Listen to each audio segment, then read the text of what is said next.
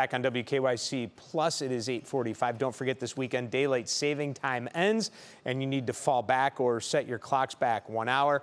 Most of us feel like we gain an extra hour of sleep, but it's also a lot darker and it may impact your health as well. For more on that, let's send it over to senior health correspondent Monica Robbins over in Studio B. Yeah, I want to hear what you have for us here. That's for sure, Monica. Yeah, thanks, Dave. We often think of the health issues relating to springing forward with the time change, but this one can also cause issues. And to help explain what they are is University Hospital sleep medicine specialist Dr. Sally Ibrahim. Thank you so much for being here. Thank you for having me, Monica. Okay, so what is the biggest health issue that this time change affects? Okay, so this one, the good news about this time change is that the Sunday fall back is the sleep-friendly switch. So this is one we can adjust to very easily. We sync with it very easily. In 1 to 2 days, we're back on track, no problem. Unlike the spring forward, where we lose an hour of sleep and we have less light to wake us up, that wreaks havoc on social jet lag. And we take like a week to adjust from that. This is not the one that we're doing. Plus, that one is associated with more heart attacks and unfortunately more motor vehicle accidents. And so this one is a sleep-friendly switch. And when we fall back, we'd like to stay there. That would be permanent standard time in our country. Could you imagine not changing the clock biannually? We'd like that to go away. All the sleep experts say, ditch the switch, ditch daylight savings time, and stay on standard time. We want brighter mornings.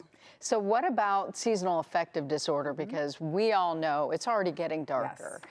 Does this affect that even more? Because, you know, now I go to work when it's dark and now I'm going to go home when it's dark. Sure, yes.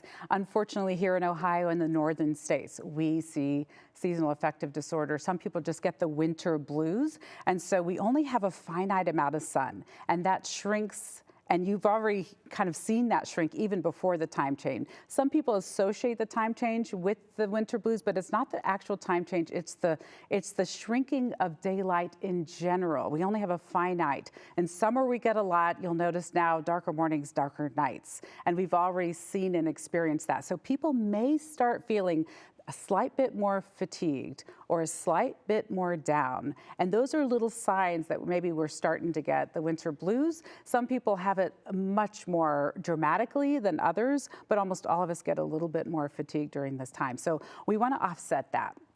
And so one tip would be morning light. If we can capitalize on light, we don't have a lot of light, so chase it.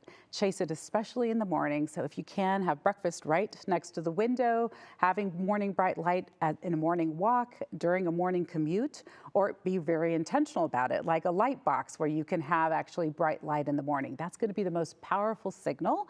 So brighter mornings equals better sync for your day, better sync for your schedule, of course, a happier mood, and a more powerful sleep at night, so we feel more refreshed. And so capitalize on light this winter. Quickly, it's also going into the holiday season. Stress comes with it. Yes. How do we better our sleep this time of year?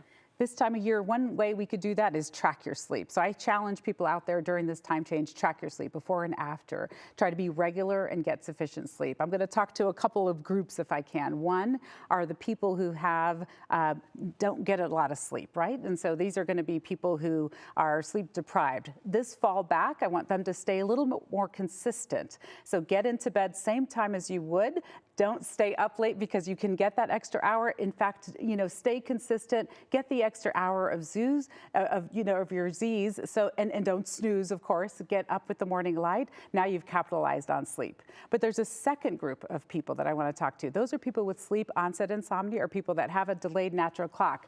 Now you actually can go to bed an hour later. You now have what your body's been craving, a later time slot. And going to sleep just got easier for you. And so there's different ways to handle this fall back, and those are two different groups that may benefit from that kind of change. Great advice, and obviously now it's darker, so better reason to go to sleep. All right. Indeed, brighter morning standard time. Tell your representatives we want that permanently in the U.S. Good point. All right, Dr. Ibrahim, thank you so much. There you go, Dave. Get to bed early. Yeah. I don't have to tell you that. You already do. Can you ask her to stay around for a few more hours? We have a lot of people on this shift that have questions about sleep. I bet. Absolutely. Yes, I shall. All right. Thanks, Monica.